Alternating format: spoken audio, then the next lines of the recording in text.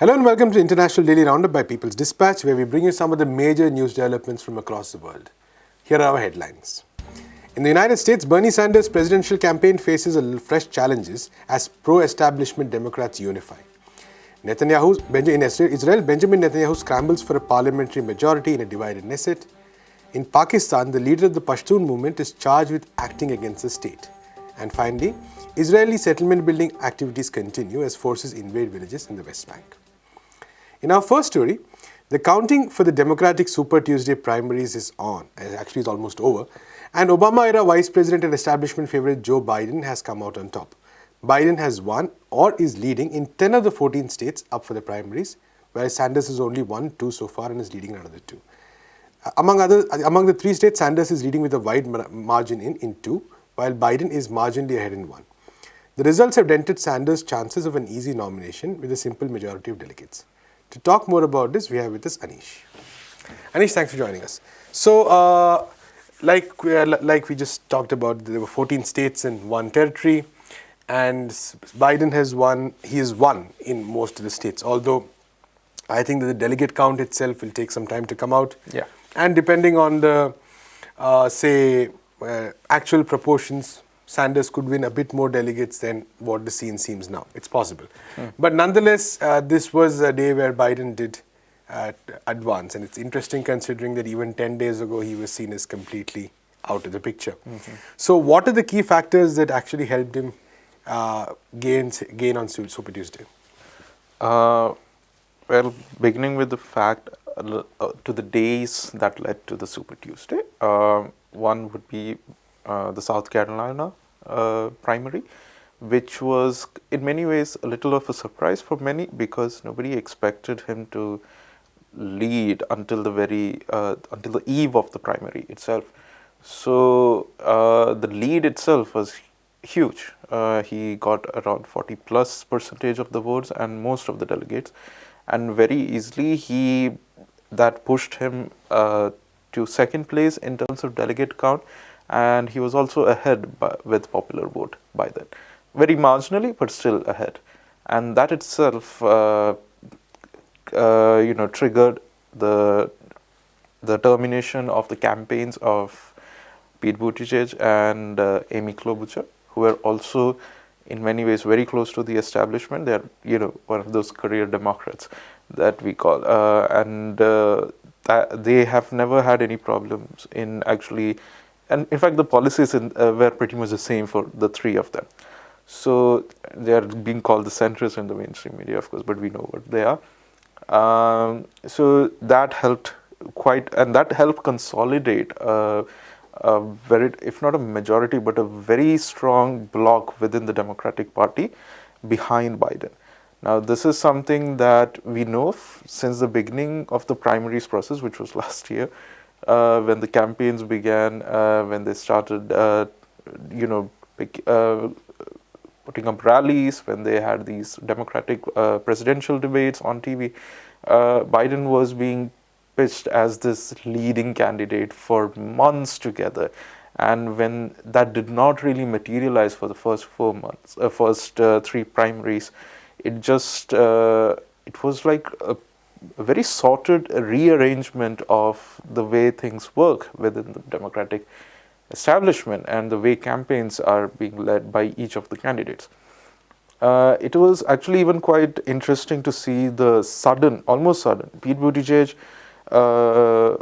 was kind of like floundering in the South Carolina thing, but nobody expected him to drop out. Withdraw so fast. Yeah, and the same goes for the Amy Klobuchar, who did not even give a concession speech. She just went right to Biden's rally and started campaigning for him and endorsed him.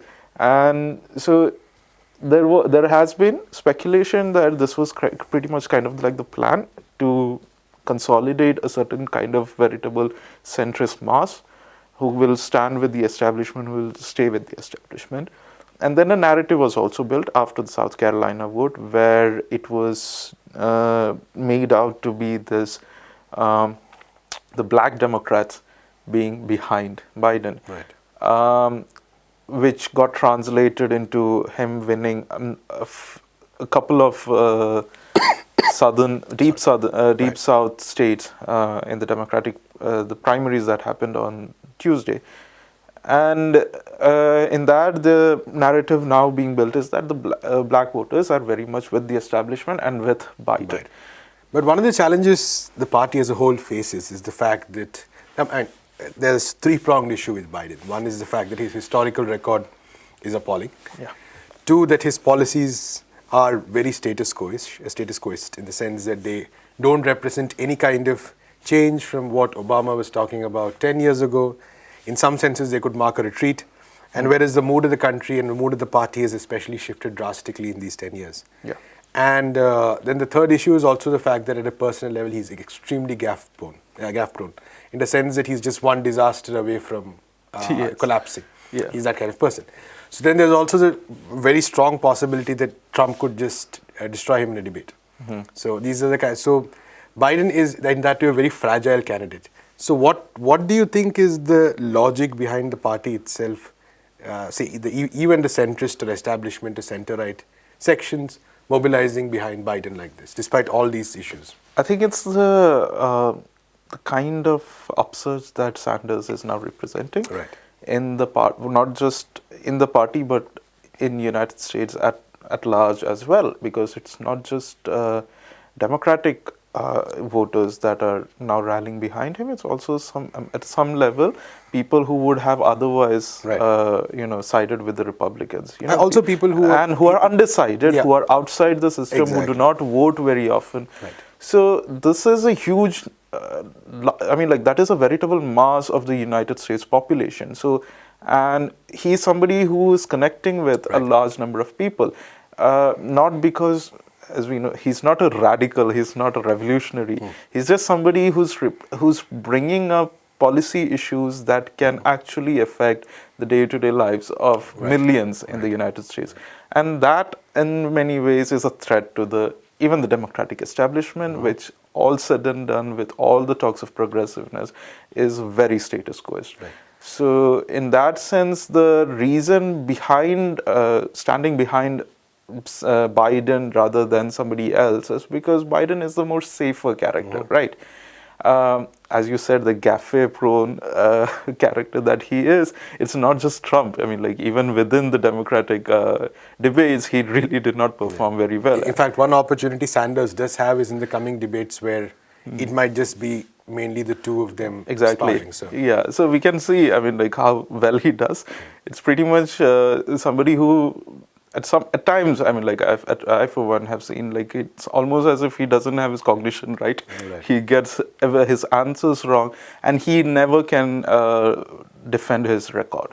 He has been lying on record about his performance while the civil rights movement was happening, his apparent involvement in which we know is historically inaccurate. He never did that. His performance in the military, his performance as a career politician, in all of these cases, he has never been really a progressive even by a long shot. So, for the other question would be that for Sanders, as in now, while it is true that it's been an inspirational movement, it's brought a lot of people in, nonetheless, it's also true that the campaign has a huge number of challenges in the coming days and coming weeks especially. So what would you see as the key focus areas for this campaign?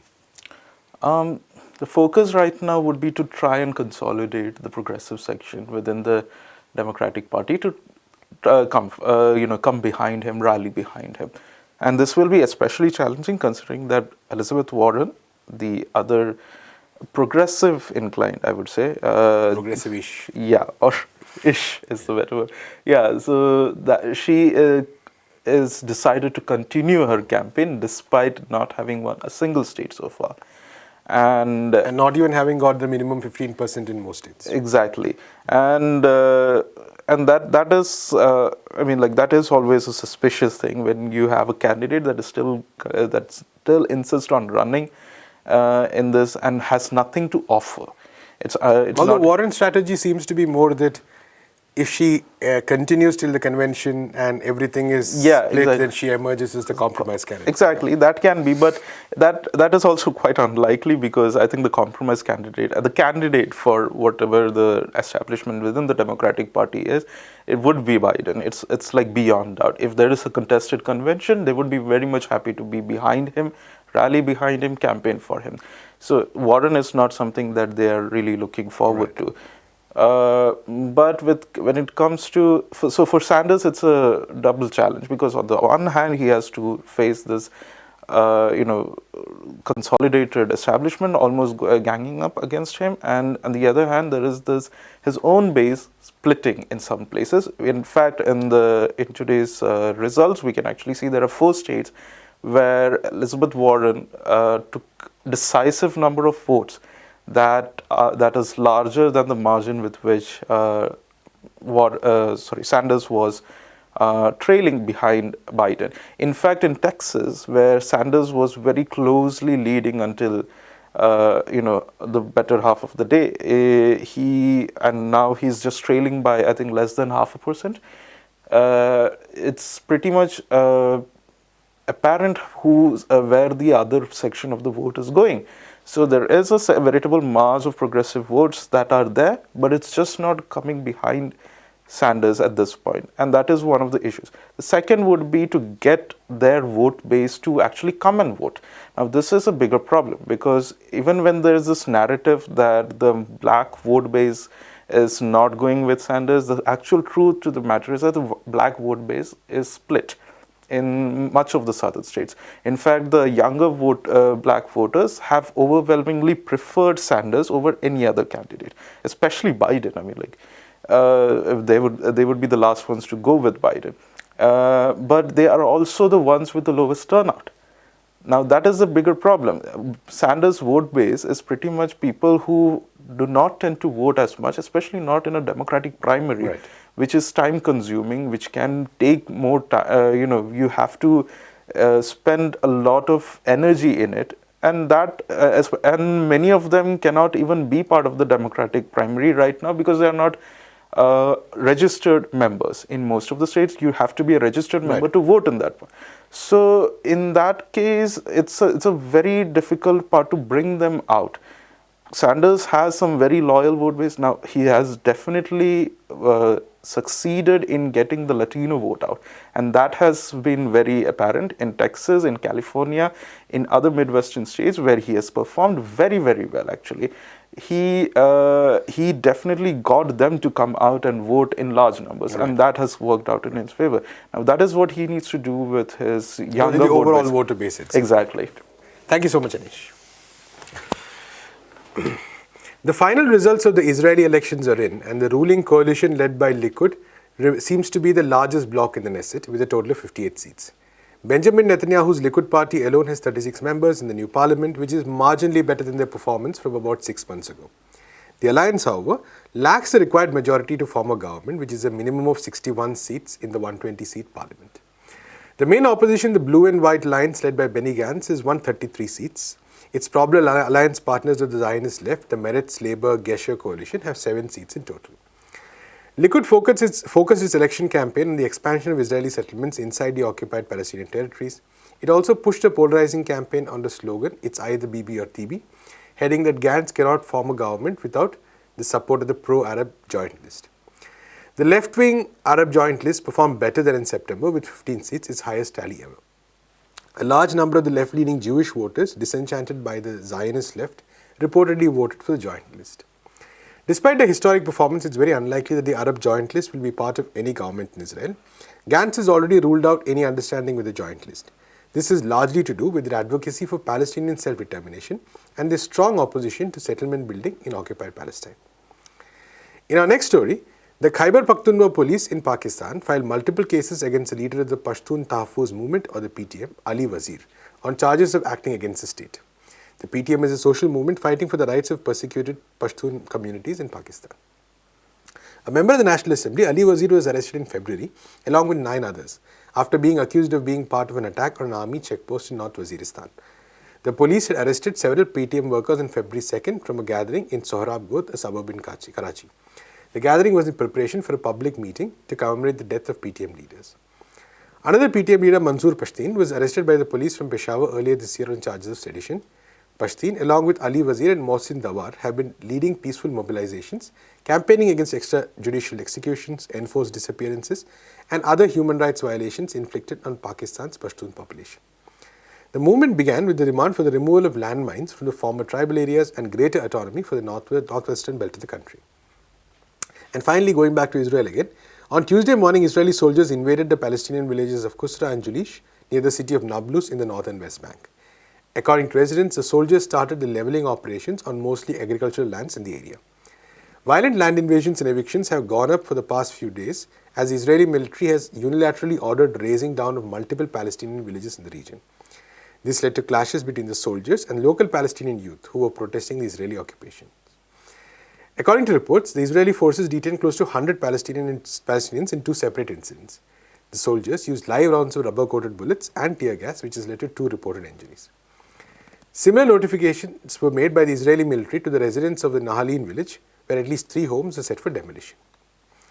That's all we have with this episode of the International Daily Roundup. To know more about these stories, visit our website, peoplesdispatch.org, and follow us on Facebook, Twitter, and Instagram. Thanks for watching. De pie cantar que vamos a triunfar.